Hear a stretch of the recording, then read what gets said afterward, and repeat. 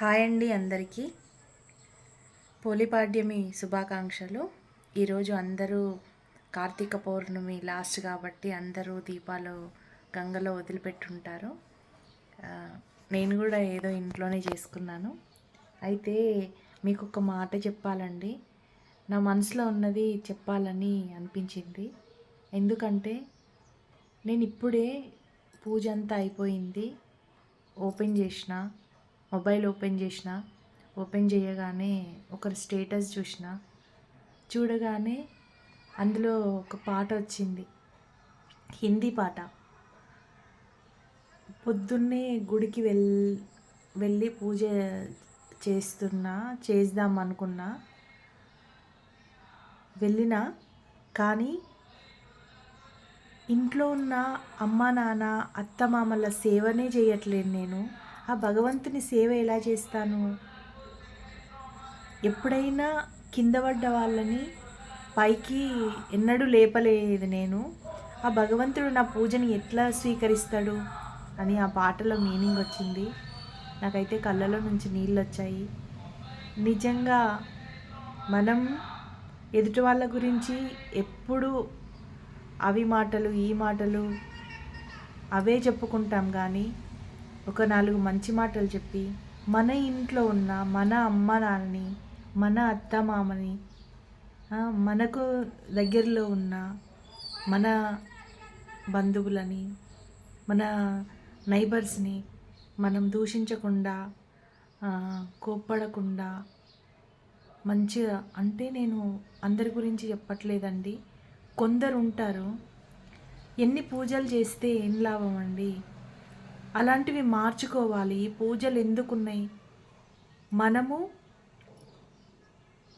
మన లోపల ఏదైతే చెడు అలవాటు ఉందో ఒక నెల రోజులు మనం పూజ చేస్తే ఆ పూజ వల్ల మనకి మంచి ఆలోచనలు రావాలి, మంచి అలవాట్లు రావాలి, మంచి పద్ధతులు రావాలి, భక్తి రావాలి, క్రమశిక్షణ రావాలి. ఇలాంటివి వాటి కోసమే అందరికీ ఇలాంటి నెలలు 21 రోజు మండలము, నెలలు అని మనకు మాసాలు ఇవన్నీ వస్తున్నాయి. మనము ఎన్నో పూజలు వాళ్ళు చేస్తున్నారు, వీళ్ళు చేస్తున్నారు, మనం చెయ్యాలి అని కాకుండా మనం మారడానికి ప్రయత్నించాలి.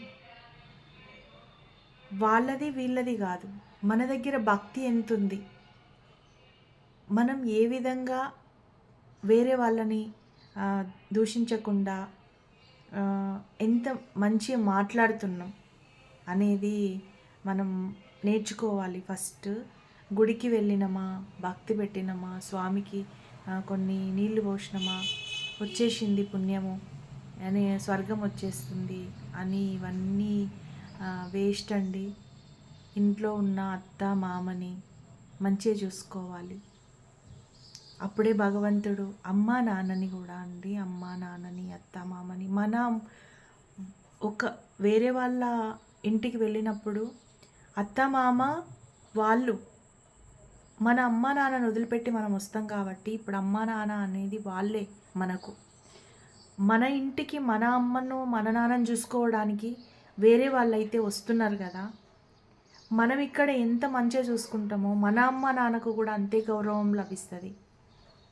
కాబట్టి ఈ కార్తీక మాసంలో మనం నేర్చుకోవాల్సింది ఏంటంటే క్రమశిక్షణ, దయ, ఇంకా వేరే వాళ్ళని దూషించొద్దు. అమ్మ నాన్నని అత్తమామని మంచిగా చూసుకోవాలి. అదే భక్తి, అదే పూజ, అదే క్రమశిక్షణ, అదే ఒక ఇల్లాలికి ఉండవలసింది. ఇందులో ఏమైనా పొరపాటు ఉంటే నన్ను క్షమించండి.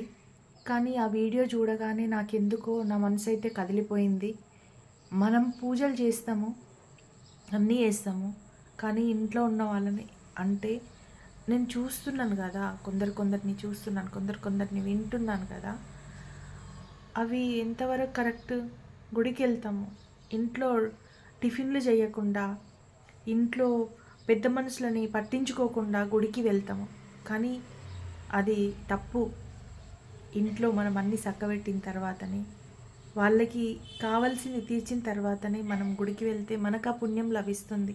అంతేగాని మనం వెళ్ళి నీళ్లు పోసినంత మాత్రాన భగవంతుడేం మనల్ని కరుణించడో, స్వర్గానికి ఏం తీసుకుపోడు.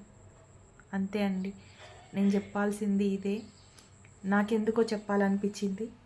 నేను చెప్పినా అండి. ఇందులో ఏదైనా ఎవరినైనా నొప్పించినట్టున్నా కానీ, ఏమన్నా తప్పు మాట్లాడినా నన్ను పెద్ద మనసు చేసుకొని క్షమించండి. థ్యాంక్ యూ అండి. ఈ చిన్ని వీడియోని వీలైనంత షేర్ చేయండి. ఎందుకంటే కొంచెం అన్నం మారాలి మనం. అంతే అండి. థ్యాంక్ యూ అండి.